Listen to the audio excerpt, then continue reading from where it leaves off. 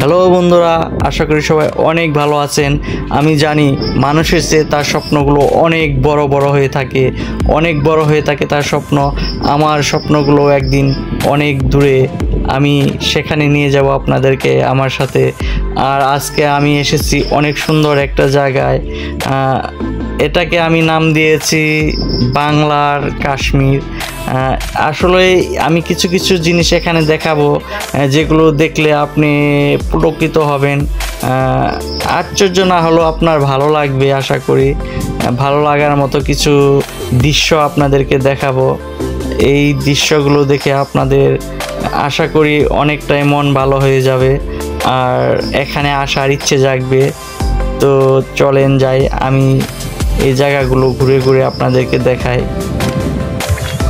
Hello বন্ধুরা, আমি ওইখানে যাচ্ছি, তার একটা কারণ আছে। ওইখানে অনেকগুলো রাজহাঁস আছে, অনেকগুলো রাজহাঁস অনেক সুন্দর, আমার কাছে অনেক ভালো লাগে রাজহাঁসগুলো দেখার জন্য যাচ্ছি।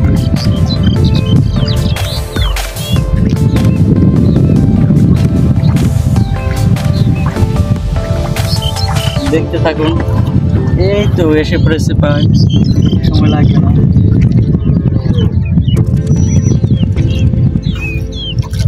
চরম একটা সুন্দর, মানে সুন্দরের শেষ হয় না। চোখ দিয়ে যা দেখায়, চোখ দিয়ে যা দেখি সবই সুন্দর লাগে। সুন্দর তো মনের ভিতর থাকে, মনের ভিতর থেকে সৌন্দর্যটা প্রকাশ হয়।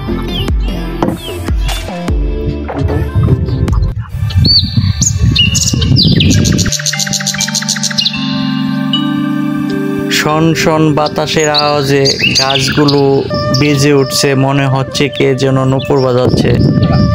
বইটা গাছ আমাদের এলাকায় বলে ডেম্বল গাছ। ডেম্বল গাছ আমাদের এলাকায় ডেম্বল। আচ্ছা, পাবনায় ভাষায় এটা বলে ডেম্বল গাছ। আর এই স্থানীয় এলাকায় স্থানীয় যে লোকেরা এটাকে ময়ঠা গাছ বলে। আমরা ছোটবেলায় বলতাম চুকুদানি গাছ।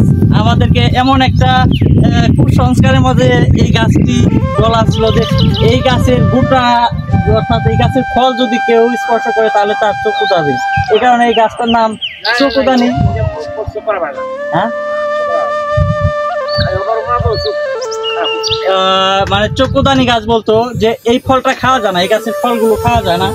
চকুদানি চাচা বলতেছে গাছ ফল খাওয়া যায় না বা খাওয়া যাবে না, কিছুই করা যাবে না, সহজে বলা চলে নাকি।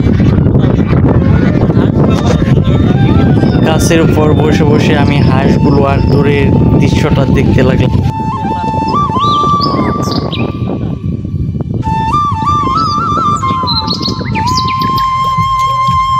চাচা তার মনের ভাব আবেগে এবং তার আপন গতিতে তার নৌকাটি বেয়ে চলছে।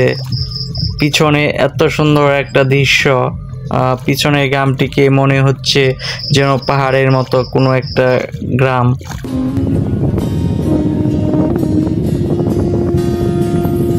এখানে এসে এই পানির উপর ভেসে ভেসে আপনি দুটা ফুল নিতে পারবেন।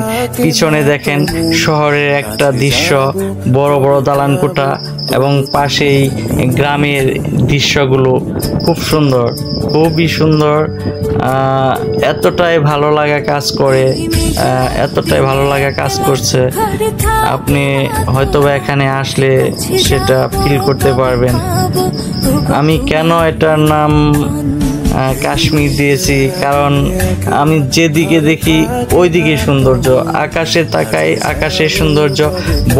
বাংলার বর্ষাকালীন যে ঋতুর সৌন্দর্য, সেই সৌন্দর্য পুরোটাই আমাকে মুগ্ধ করেছে এখানে।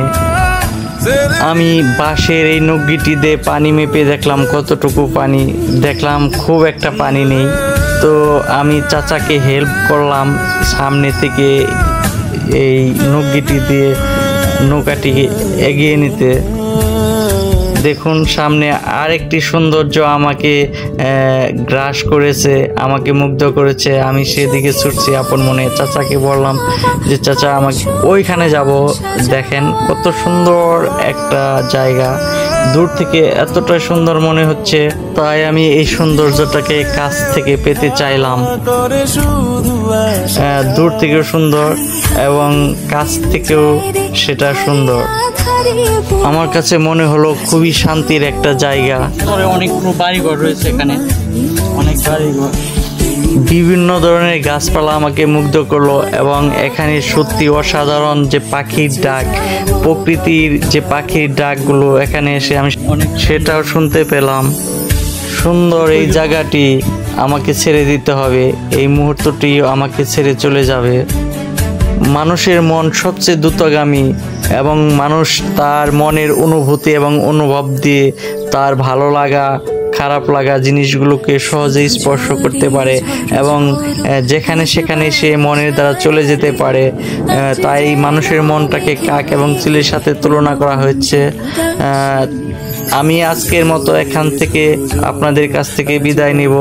সুন্দর এই দৃশ্যগুলো আমার মনে থেকে যাবে, আর আমি যেখানেই থাকি মন দিয়ে জায়গাটাকে স্পর্শ করব।